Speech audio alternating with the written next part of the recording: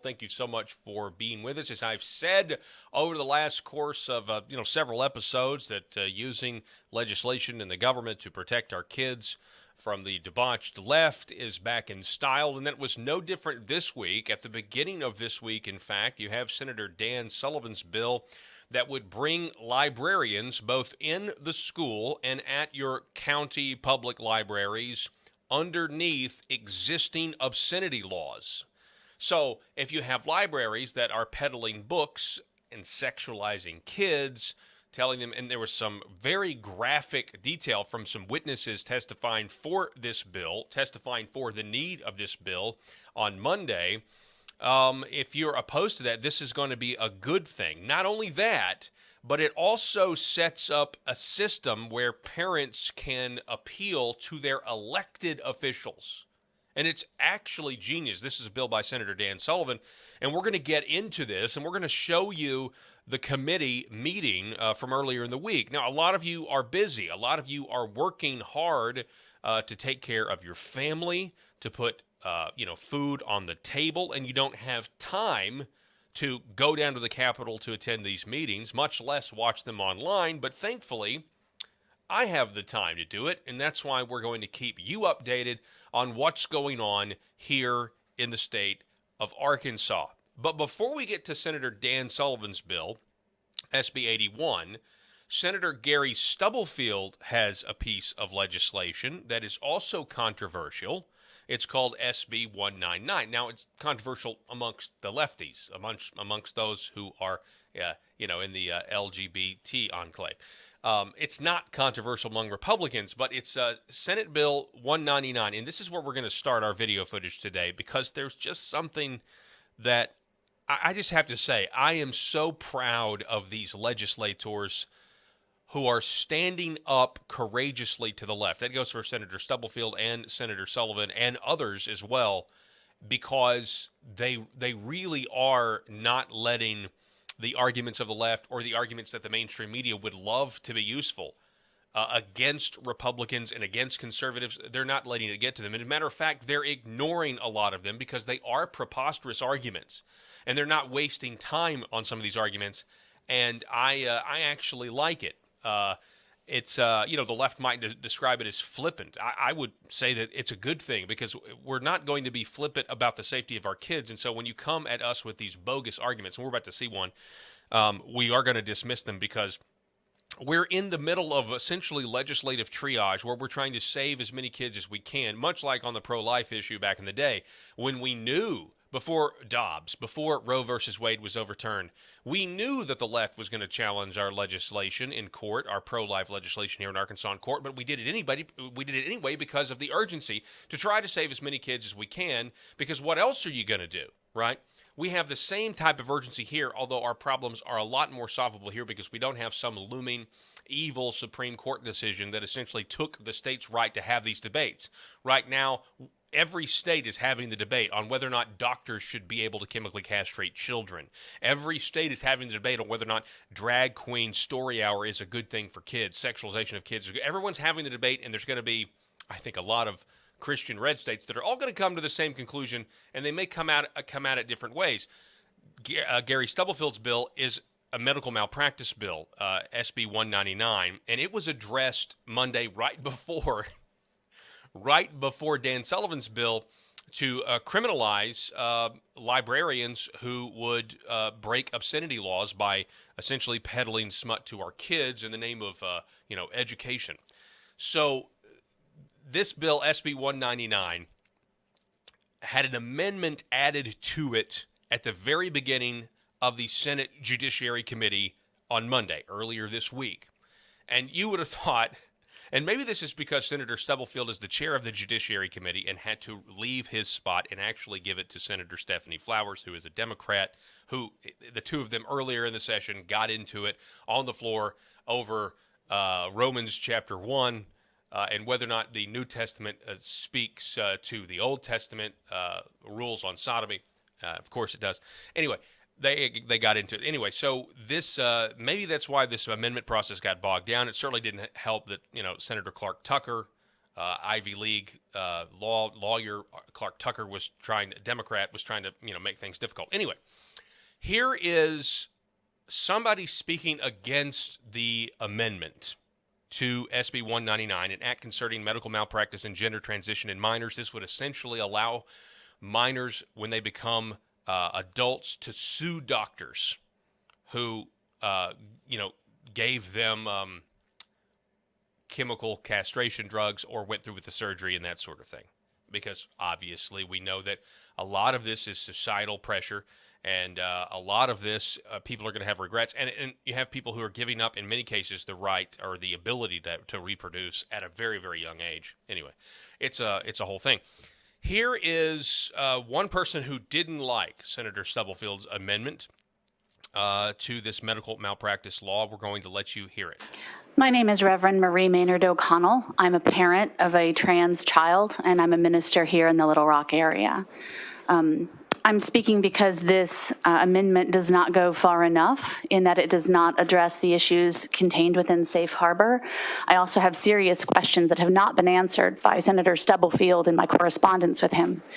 In the Safe Harbor section, it indicates that a mental health professional has to assure that there is no other mental health condition in the child, namely depression or eating disorders, both issues that can be caused by gender dysphoria, but also autism and ADHD.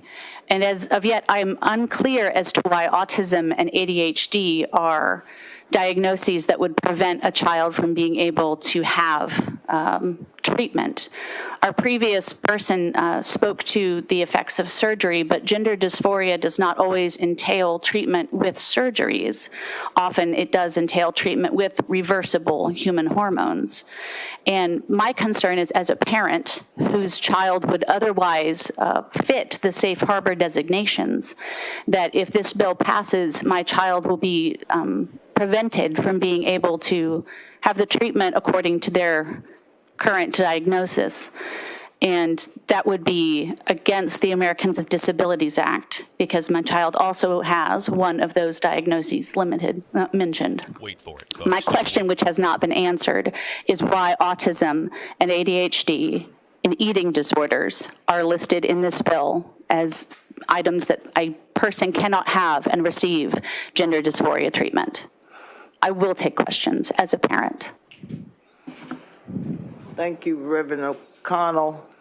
I don't know if Senator Stubblefield wants to address her question or not. You can if you would like. No, I think we thoroughly vetted this bill last week. Any questions from the committee? If not, thank you for your testimony. God bless. Ooh. That was Then we have next four. kind of a spicy God bless, wasn't it? This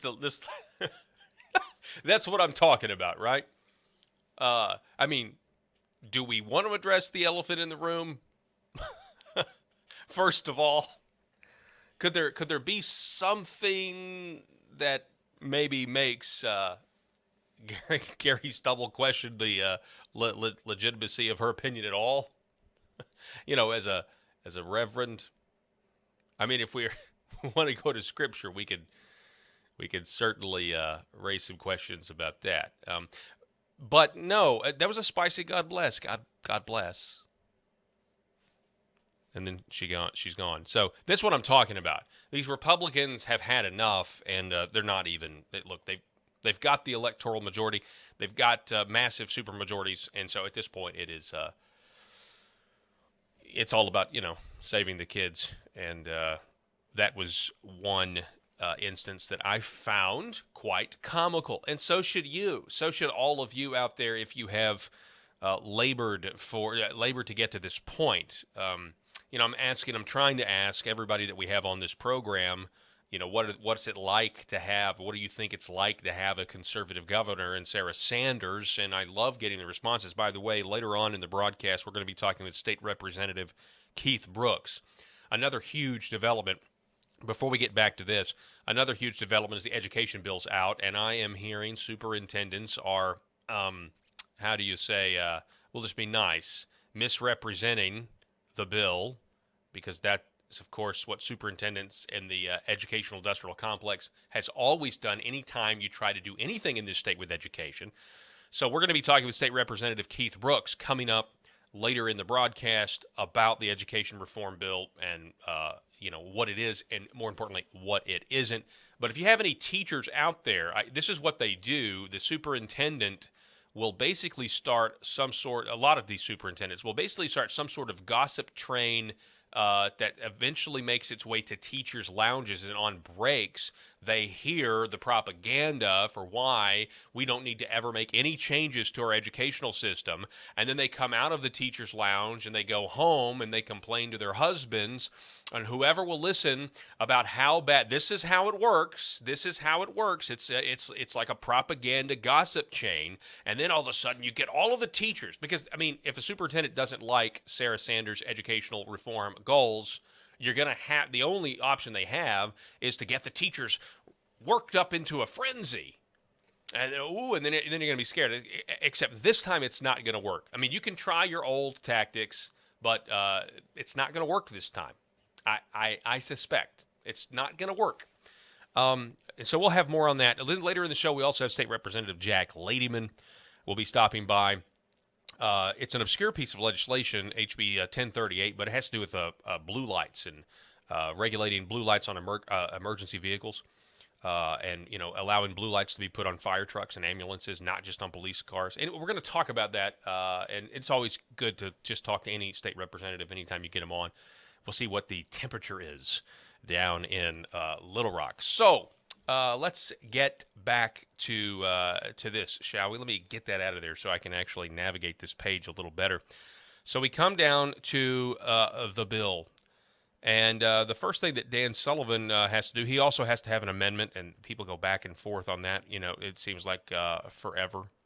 And then Dan Sullivan finally, I think, gets to tell you what his bill about libraries is all about and what it will and will not do. Your community has probably reached out to you about concerns in books, passages of books and complete books. This bill seeks to help us have and codify a system so that all the libraries in the state and all the schools in the state have a consistent way of that appeal process.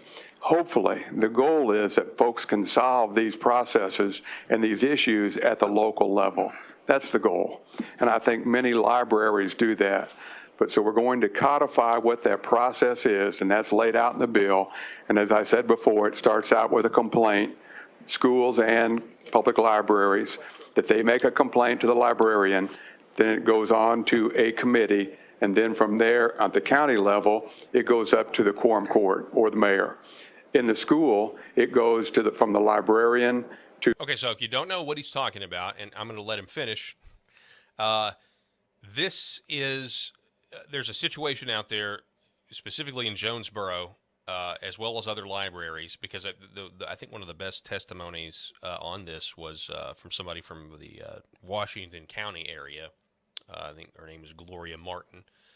And she did a good job laying out the obscenities. And, of course, then the left's like, you're taking this out of context. And there is no context for the type of verbiage and pictures that are in these books. None. Zero.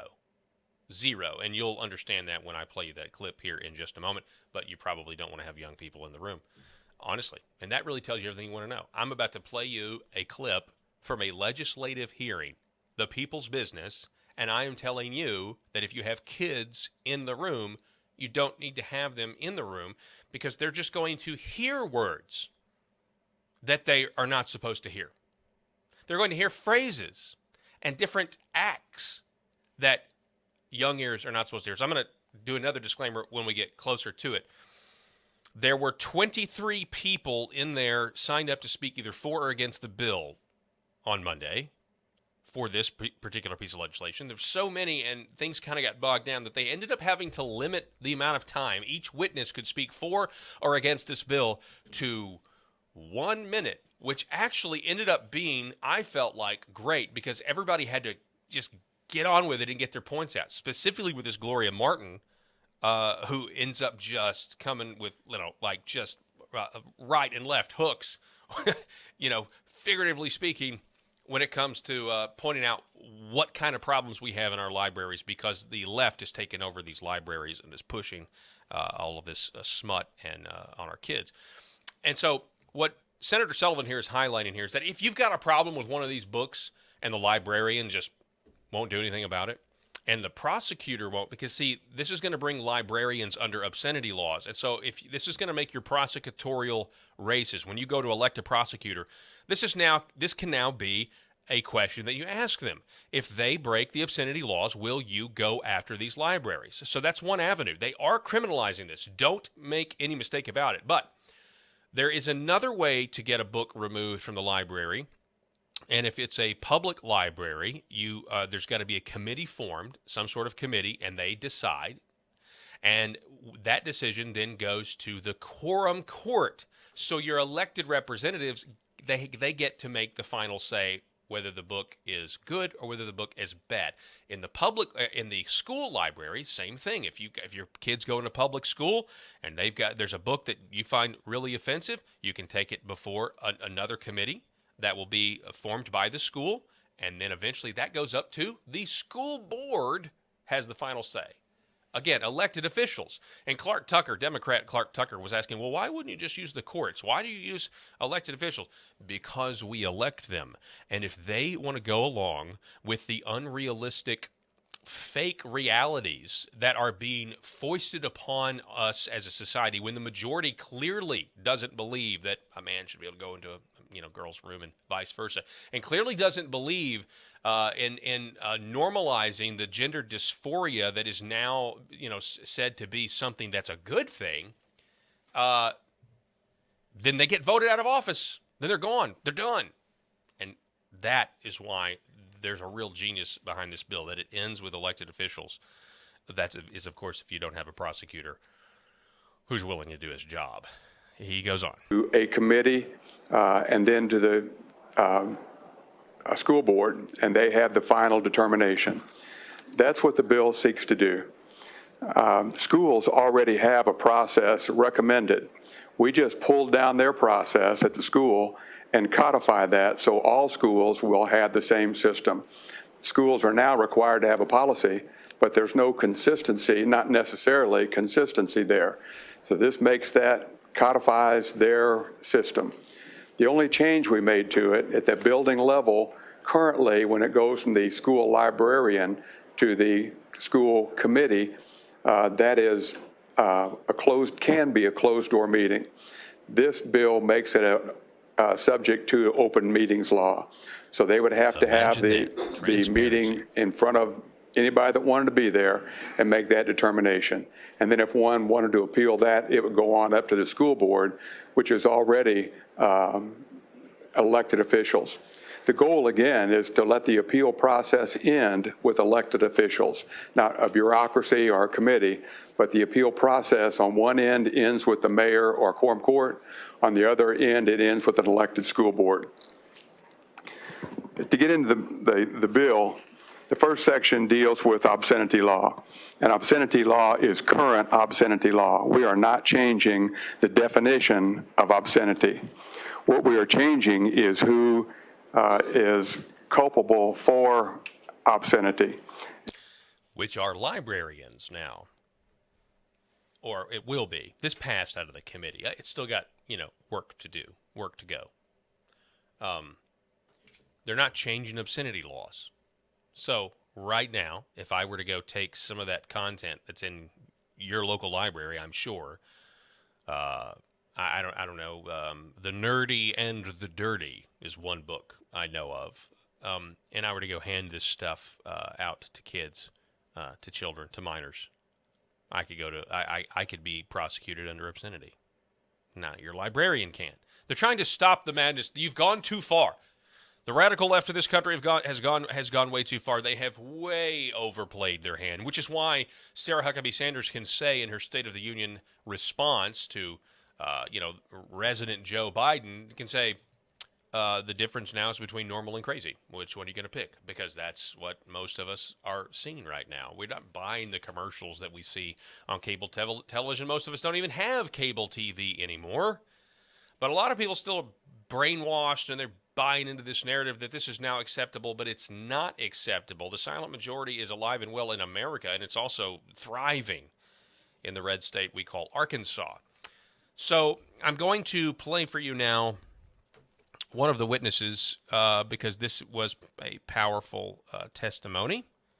Let me see if I can't find this one. Gloria Mar. I think this is it right here. Let's see. We'll go back up here and go.